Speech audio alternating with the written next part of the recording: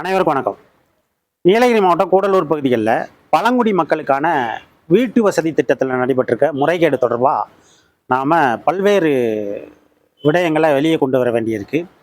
இதில் பார்த்தோம் அப்படின்னா, மண்வயல் பகுதியில் வடவயலில் காட்டுநாயக்கர் சமூகத்தை சேர்ந்த 6 குடும்பங்களுக்கு ஒரு குடும்பத்துக்கு 5,73,000 ரூபா தொகை ஒதுக்கி வீட்டு வசதிக்கான தொகையை தாட்கோ நிறுவனம் ஒதுக்கி கொடுத்துருக்கு. அந்த தொகையை ஒதுக்கி கொடுத்துருந்தாலும் இன்னைக்கு அந்த மக்களுக்கான வீடுங்கிறது மிகப்பெரிய கேள்விக்குறியாக மாறி இருக்கு. பழங்குடி மக்கள்னா எதிர்த்து கேள்வி கேட்க மாட்டாங்க. பழங்குடி மக்கள்னா அவங்க யாரும் எந்த நிலையிலையும் ஒரு முறைகேடை தட்டி கேட்க மாட்டாங்க. அவங்க பேசாமல் அமைதியாக இருந்துருவாங்க. எந்த ஊழலையும் அந்த மக்களுக்கு ஒதுக்கப்படுற நிதியில் கொள்ளையடிக்கலாங்கிற நினப்பில் இந்த மக்களுக்கு ஒதுக்கப்பட்ட அந்த 6 வீடுகளுக்காக ஒதுக்கப்பட்ட அந்த நிதியை பெருமளவு கொள்ளையடிக்கப்பட்டிருக்கு. இந்த வீட்டுக்கான அடித்தளம் மட்டும்தான் அமைக்கப்பட்டிருக்கு. அந்த வீடு தொடர்பாக அந்த மக்களை நேரில் சந்தித்து எடுக்கப்பட்ட காணொலி அந்த மக்கள் முன்னால் அங்கே எடுக்கப்பட்ட வடவயலில் எடுக்கப்பட்ட அந்த காணொலியை அதில் பதிவு செய்கிறோம். அதை பாருங்க. பழங்குடி மக்களுக்கான வீட்டு வசதி திட்டத்தின் கீழே தாட்கோ மூலமாக வீடுகள் கட்டி கொடுக்கறதுக்கான ஏற்பாடு செஞ்சு அது அவங்களுக்கான நிதி ஒதுக்கீடு செய்யப்படுது. அது மொத்த தொகை 5,73 லட்சம், 5,73,000 ரூபா அந்த இதுக்காக நிதி ஒதுக்கீடு செய்யப்படுது. நம்ம இந்த கிட்டத்தட்ட 2 ஆண்டுகளுக்கு முன்னால் இந்த இங்கே வடவயல் பகுதியில், அதாவது மண்வயல் வடவயல் பகுதியில் காட்டுநாயக்கர் சமூகம் அந்த மக்களுக்காக, பழங்குடி மக்களுக்காக ஒதுக்கப்பட்ட 6 தொகுப்பு வீடுகள், 6 வீடுகளை கட்டி கொடுக்குறதுக்கான வேலை 2 வருஷத்துக்கு முன்னாலேயே நிதி ஒதுக்கப்பட்டுறதா சொல்லப்படுது. அந்த நிதி என்னென்னா, சாலை வசதி இல்லை, அந்த இப்போ கட்டுமான பொருட்களை கொண்டு இங்கே கட்டுறதுக்கான ஒரு வசதியும் இல்லைங்கிறதுக்காக 2 வருஷம் கிடப்பில் போயிடுச்சு.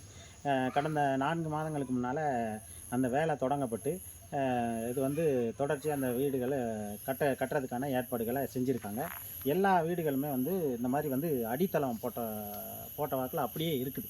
நீங்கள் பார்த்தீங்க அப்படின்னா 5,73,000 ரூபா இந்த வீட்டுக்கான இது. இப்படி வீடு கட்டுறதுக்கான இதுதான் இவ்வளோ பெரிய தொகை இதுக்காக ஒதுக்கீடு செய்யப்படுது.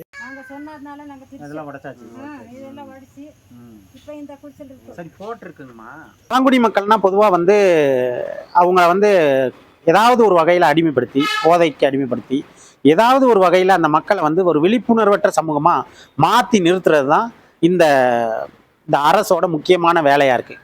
ஏன் அப்படின்னா, அந்த மக்களுக்கான பெருமளவில் ஒதுக்கப்படுற நிதி பெரிய அளவில் ஒரு கிட்டத்தட்ட ஒரு 100க்கு 10% கூட அந்த மக்களுக்காக போய் சேர்றதில்லை. இது கண்கூட நல்லா தெரியுது. ஏன்னா அந்த மக்களை ஒன்று பழக்கத்துக்கு அடிமையாக்கி சிக்க வச்சு அந்த மக்களை எதிர்த்து கேள்வி கேட்க முடியாத மக்களை மாற்றி வச்சிடுறாங்க. இன்னொரு விஷயம்னா, அப்படி மாற்றுறது மூலமாக இவங்க என்ன வேணாலும் செஞ்சுக்கலாம் அந்த மக்கள்கிட்ட. அந்த மக்களுக்காக, இப்போ பழங்குடி மக்களுக்கான ஒதுக்கப்படுற எல்லா நலத்திட்டங்களும் அந்த மக்களுக்கு எவ்வளோ தூரம் போய் சேர்ந்துருக்கு அப்படின்னு பார்த்தோம்னா, அறவே அதில் 0.1% கூட அங்கே அந்த மக்களுக்கான போய் சேரலை.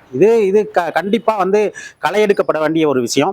பொதுவாக பழங்குடி மக்கள் எந்த இதையுமே கேட்க மாட்டாங்க, எதிர்த்து கேள்வி கேட்க மாட்டாங்கிறதுக்காக பெரிய தொகை கையாடல் செய்யப்படுது. இது எல்லமலை குறும்பர் படியில் அதே மாதிரி நடந்திருக்கு. எல்லா பழங்குடி மக்கள் எங்கெங்கெல்லாம் வசிக்கிறாங்களோ அவங்களுக்கு இந்த மாதிரி அதாவது எதிர்த்து கேள்வி கேட்க மாட்டாங்க. அந்த மக்கள் ஒரு பயந்த குணம் உள்ளவங்க, இதை அவங்களுக்காக தட்டி கேட்க யாருமே இல்லைங்கிறதுக்காகவே பொதுவாக இந்த ஒப்பந்ததாரர்கள் இதை கண்காணிக்க வேண்டிய அதிகாரிகள் பெரிய அளவில் பணத்தை சுருட்டிக்கிட்டு அவங்களுக்கான ஒரு பிச்சை போடுற மாதிரி இந்த மாதிரி ஒரு குடிசை இதை விட அவங்களோட குடிசை வசதியாக இருக்கும் அப்படிங்கிறது தான் எங்களோட கருத்து. அப்போ நம்ம என்னென்னா, இந்த கட்டுமானங்கள் உடனடியாக மாவட்ட ஆட்சியர், தாட்கோ நிர்வாக பொறுப்பாளர்கள் அவங்க கொடுத்த தொகை அந்த பழங்குடி மக்களுக்கு போய் சேர்ந்துச்சா அப்படிங்கிறத ஆய்வு செய்யணும். நேரடி ஆய்வு செஞ்சு அந்த மக்களுக்கு அந்த தொகை முழுமையாக போய் சேர்ந்து அவங்களுக்கான குடியிருப்புகளை கட்டி கொடுக்குறதுக்கான ஏற்பாடுகளை செய்யணும்னு கேட்டுக்கிறோம்.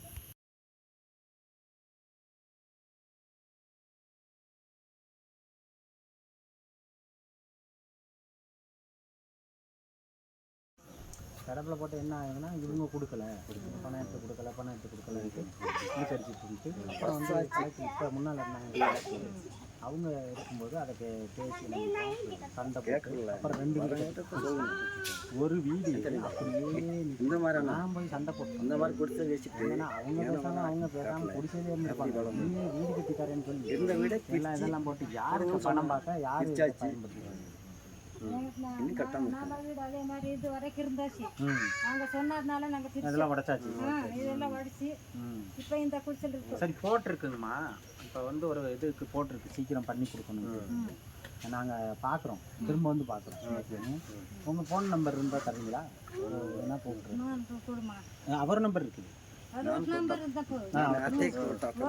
சரிம்மா, ஒன்றும் பிரச்சனை இல்லை.